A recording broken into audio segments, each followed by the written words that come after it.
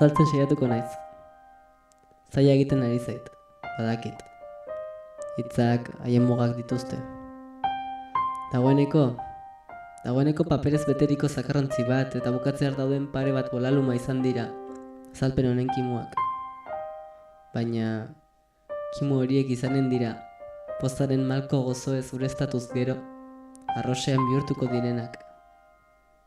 Une honetan tintaz eginiko marrak direnak entzungai diren haize boladetan bihurtuko dira. Gerora, hauen helburua lortuz, iragana berpiztea.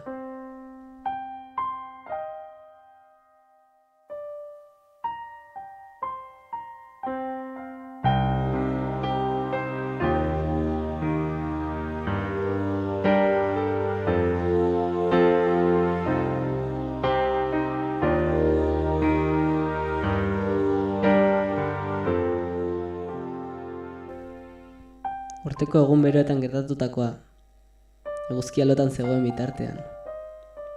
Ez dut sekula ahaztuko, inoiz ere ez. Denbora atzera bota beharko duzue, konturatu ahal izateko zerri buruz hitz egiten ari naizen. Une hura gogoratzen dudan bakoitzean irribarre tonto bat ateratzen zain nahi gabe. Poza bai da, barneak pizten dizkidanak. Baina malko tantak baita ere hor daude. Ez ditut eta oroitzapen horiek alorrera jausi eta galtzea nahi.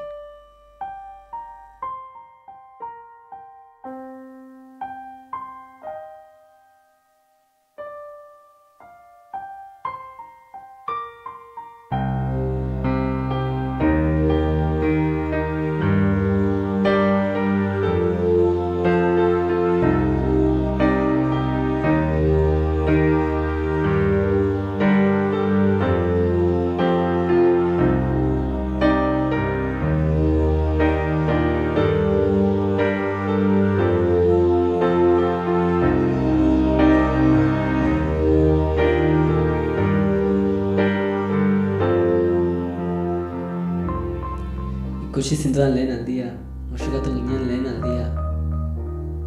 Mendira joan ginenekoa, elkar gaztandu genuenekoa. Besarkatzekoa, negar egitekoa, isirik gehatzekoa, maitasuna egitekoa. Milaka daude, milaka oroitzapen. Onak, txarrak, denak ditut gogoan.